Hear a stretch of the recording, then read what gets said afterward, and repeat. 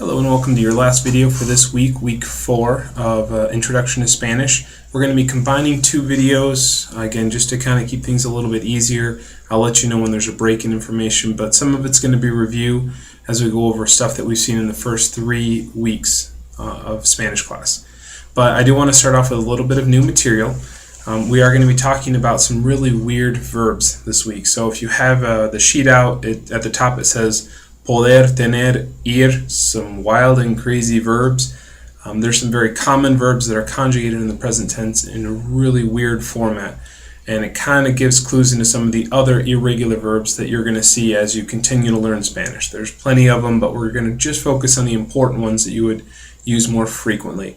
And then it kind of gives you an idea of what they look like. These are very useful verbs. Poder, if you're looking at your sheet, is to be able to, or to can, as we say in English. I can do this, you can do that. So poder is related to that. Tener is to have, and that's just as it is in English, to have something physically within your possession. And then ir is to go, which, as you know, we use all the time to go to the store, to go anywhere. Also used in the future tense, which we may talk about later on depending on how far we get. So let's look at some of those conjugations and how they're different from the regular conjugation tenses. And later on in this video we're going to recap the regular present tense conjugations. But right now let's just look at what these irregular verbs look like. So if you've got your sheet out, you can look, the first verb that we're going to look at is poder, which again is to be able to or to can. As we go through, I want you to notice that the stem changes. The basic part, the main part of the verb changes, which is different than the other verbs that we've looked at. Up till now, when we've conjugated, we just changed the end. We cut off the AR, ER, IR, throw whatever ending we need to go on, and then we're done. With this verb, it's irregular. So there's something else within it that changes when you use it. And while you can learn all the different irregular verbs, just by looking at them and everything, the best way, as I've always said, is just to practice with it. So as you hear it, try to use it within your daily life, and the more you hear it, the more you use it, the more it's going to sound natural to conjugate it in the irregular form. So let's go to poder and start right at the top. Yo puedo, P-U-E-D-O. So notice how the stem changes from an O to a U-E. En poder. Tú puedes, él puede, ella puede, usted puede. So that's he can, she can, you can, formal. Nosotros podemos, we can. Ellos pueden, ellas pueden, ustedes pueden. Which is they can if it's all girls, and ustedes, you all can. So that's what this verb means. So you would use it in situation. I put a few examples down there. Yo puedo correr rápido. I can run fast. Yo puedo correr rápido. I also put another example there. Nosotros podemos hacerlo. We can do it. Nosotros podemos hacerlo. So there's a few examples. Again, you note this is an irregular verb, so we're changing something that's a little bit different than what we've seen in some of the other verbs. You'll notice in the nosotros form, however, that stem doesn't change. And that's a pretty common theme throughout Spanish irregular verbs, although there's exceptions to that rule, and it's best not to think about it too much. Just practice utilizing the verb and be familiar with some of the changes. So the next verb we're looking at, tener, to have. Obviously a very common one. In the yo form, it's irregular in that there's a G that gets added. And then some of the other forms change stems from E to IE. So let's look at what that looks like. Yo tengo, I have. Tú tienes, you have, informal. Él tiene, ella tiene, usted tiene. He has, she has, you formal has, have. Nosotros tenemos, we have.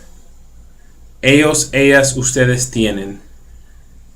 They have, you all have.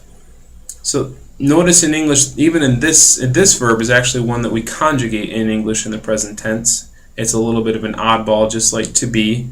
So, but you'll notice there's stem changers. The first one, yo tengo, in the yo form, the I form. Yo tengo has a G in there. There's stem changers throughout, and then the nosotros form stays the same. Nosotros tenemos. There's nothing really odd about that one. A few examples. Yo tengo un coche. I have a car. Yo tengo un coche. I have a car. So anytime you have something, tengo. I have a paper. Tengo un papel. I have a file. Tengo un archivo. I have a book. Tengo un libro. So that's how that verb gets used, just like we use it in English. And then another one, nosotros tenemos el derecho. We have the right for whatever it is that you need to utilize that for. We have the right. Nosotros tenemos el derecho. So that's an example. Those are some examples used with the verb tener, which means to have. The final verb we're looking at is ir, which means to go. It's a very important verb to learn, and it is highly irregular. So let's just go through and look at what they look like, because there's not necessarily any pattern that you can go off of with this. So we'll start at the top. Yo voy. I go. Tú vas. You go. Informal. Talking to a child. Talking to somebody I know really well. Él va. Ella va. Usted va. He goes. She goes. You formal. Go. Nosotros vamos. We go. Ellos van. Ellas van. Ustedes van. They go if it's all girls, and you all go. Now you notice when I'm pronouncing the V, and we've seen the V in other words that we've learned, but this is, I think, one in particular, since we're going to be using it a lot. When you hear that V sound, you may sometimes hear that it almost sounds like a B as in boy. And that's because in Spanish, when you do pronounce that V, it's going to come out like a B as in boy. They don't do so much the V with the V like we do in English. They actually generally put their lips together. So, vamos a la tienda. Vamos. Sounds like a B, as in boy, even though in Spanish it's a V. A couple examples. Yo voy a la tienda. I go to the store. Yo voy a la tienda. I go to the store. Nosotros vamos al cine cada sábado. We go to the theater every Saturday.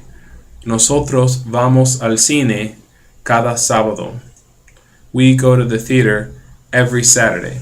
So there's a few examples. You'll definitely want to practice with these verbs, and we can find situations and opportunities to use them.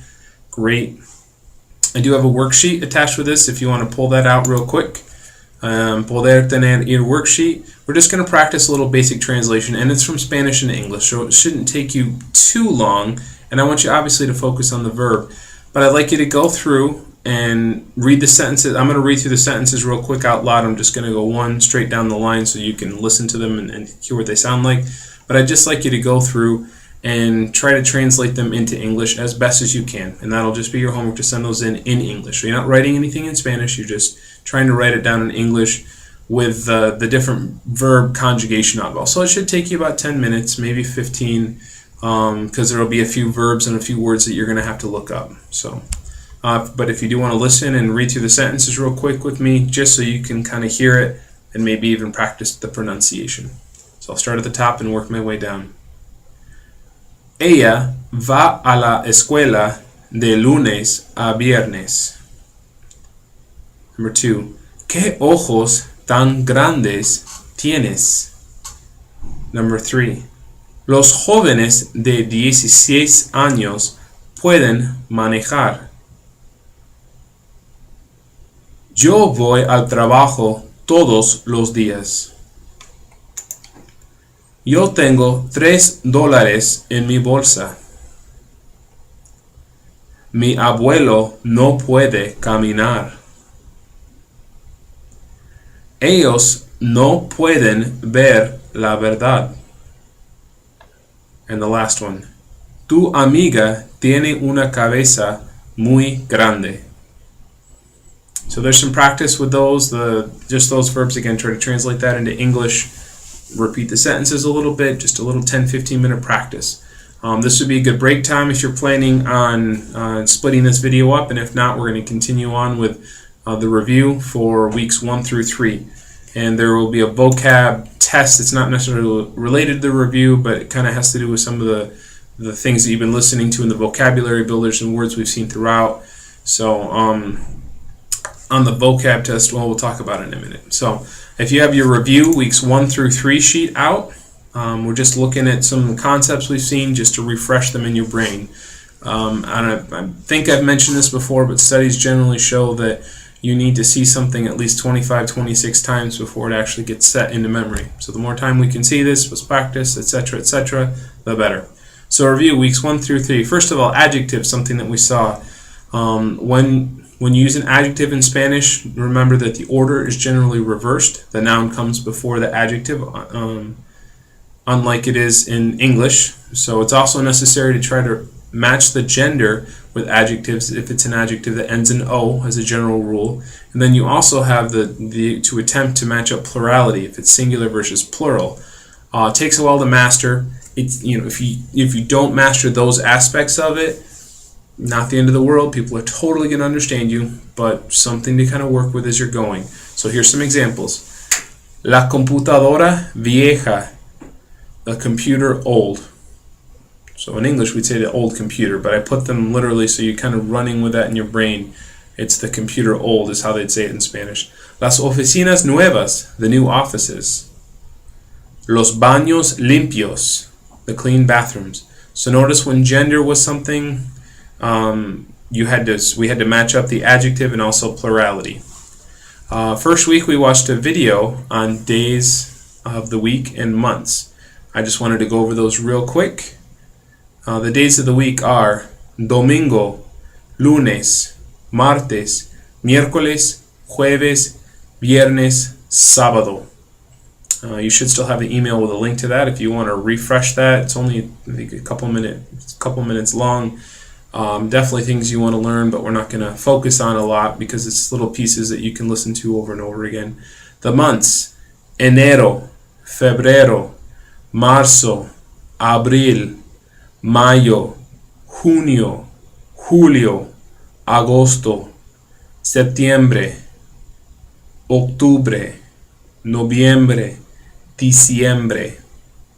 So those are the months of the year. Just a little bit of a refresher on that, and again, you can check out the video if you'd like that I sent to you. Verb conjugation, the present tense. We already looked at the irregular verbs at the beginning of this video. This is getting back to what we learned. I've talked about with AR, ER, IR verbs, just regular conjugations. So we're just going to go through the verb conjugations, and I will remind you of what they look like. The first verb's an AR verb, caminar, to walk. Yo camino, I walk. Tú caminas, you walk. Usted camina, you walk in the formal sense. Usted camina, you walk in the formal sense. Nosotros caminamos, we walk. Ustedes caminen, you all walk.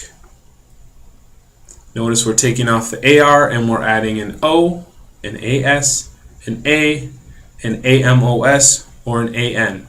Very important for verb conjugation. Correr, which is an ER verb, means to run. Yo corro, I run. Tú corres, you run. Informal, talking to a child, somebody I know really well.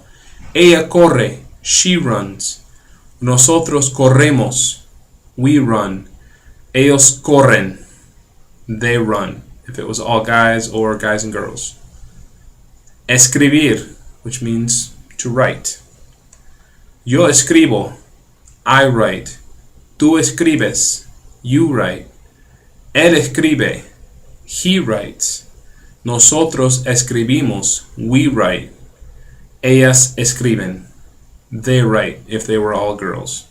So those are the verb conjugations. Again, you notice we're taking off the AR, ER, IR, and we're adding the appropriate endings. And the ER, IR all look the same in the except for the nosotros form in the IR in the present tense. There's a book out there, it's called 501 Verbs, and it has all the verb conjugations. If you look in there, it goes over all the verb conjugations. We're only going through one or two of them in this first level class. There's upwards of 12 for each verb, and that's 12 different sets for each verb. That's a lot of words to remember. So this is going to seem overwhelming as you continue to, if you keep trying to learn Spanish, which I really, really hope you do, you're going to see all these verb conjugations and how crazy they can get. My only thing I can ask you, I guess, is that you just keep practicing with it and don't worry about messing up. You are going to mess up. It takes years to really perfect it, but it does not take that long to just be able to be functional in Spanish. You can't try to perfect Spanish before you use it. It will never work, just with any language. Okay, our children, as they grow up, they don't wait to start talking until they know the language. I have a 2-year-old daughter right now, and she is using broken sentences and words here and there, and she doesn't know anything about past and present and future, anything like that. But I can still understand a lot of what she says when she does try to express her needs or anything like that. So it's important for you to remember that. Don't stress about mastering it. Just practice what you can. Find verbs that you can use and just focus on those. Take 10 verbs, 12 verbs, whatever, that you're going to use in the office and just work on those. And then try to learn a little verb here and there and just try to expand from there. And don't worry about messing up. And don't worry about using the present tense when you really want to make, say, the past tense or anything like that, or you're stressing out because it's like, oh, it says to, should I use instead? What's the ending like again? Just practice. And if you mess up and you know you're messing up, go back and check, or you think you're messing up. Go back and check. Oh, no, I did it right. Oh, no, I messed up. That's okay. No big deal. Just move on. So, I do have a vocab test that this is for you not to use your notes on. I guarantee you are not going to get all or maybe even most of these, but hopefully you're going to get a couple of them, and then when you go back through, your brain's going to stress out a little bit about the test, and then you go back through and you'll look up the words real quick. You'll be like, oh yeah, that's right, that's what that means, and that will help it to stick in your brain a little bit more. So I want you to put any notes away, grab the sheet out that says vocab test at the top, and the first set, they're written in Spanish on the left-hand side. I'm still going to read through them, and you just need to put them on the right-hand side in English. The next set down below, which is a little longer, I'm going to read through. I'll repeat each word twice, and I'm going to read through it slowly, and you just need to try to put it down in English on the right-hand side next to it, okay? And if you want to put it in Spanish too, or write them down in Spanish maybe, and then go back and try to do the English, that's okay. It might not be a bad idea, but just do your best. The point is not to get all of them or even to get most of them. It's to try to get some of them, stress your brain out a little bit, and then go look them up and be like, oh yeah, totally. And some of the ones that I'm saying, you may not even get, you may have trouble hearing, and again, totally fine. It's just a little pressure. Since we don't really have grades in this class, it's the most pressure that I can put on you. So let's begin. I'm going to go through and just read the first set one a piece, and then when I get to the second set, I'll repeat them so that you can have an opportunity to write them down in Spanish. So, starting at the list up above, la hija, la tía, la oficina, el archivo, la pluma, el lápiz, leer, archivar, la tienda, el basurero, contratar. So do your best there just to try to write those in English to the right at your leisure. And I just wanted to read them so you could hear them. Now we're going to go through the list. Towards the bottom, you'll just see empty boxes. There's a Spanish column and an English column. You can write them down in Spanish or try, just best spell them out as best you can. And then try to translate them into English, or you can just go straight for the English, however you want to do. I'm only going to be asking you to send me the English translations for them. And identify the ones, either using two different color pens, maybe the ones that you were able to get on the test, and then you can fill in the rest after that. and in a different color or something, or somehow mark them so that you know which ones you were able to do, which ones versus which ones you weren't able to do. So I'll repeat each one twice and only twice. Starting at the top line, number 1. Bueno. Bueno. Number 2. Bonito. Bonito. Number 3. Difícil. Difícil. Number 4. Limpio. Limpio. So try to write these down, even if you're spelling them phonetically, and then you can go back and look at your list and see if you can find them. The next one, number 5. Perfectamente. Perfectamente. Number 6. Siempre. Siempre. Number 7. Viejo. Viejo. Number 8. El baño. El baño.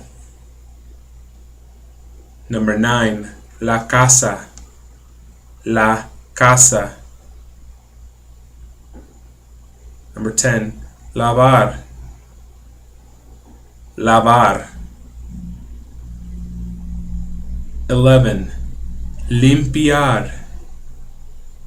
Limpiar. The next one, la tarea. La tarea. And the last one, el internet. El internet.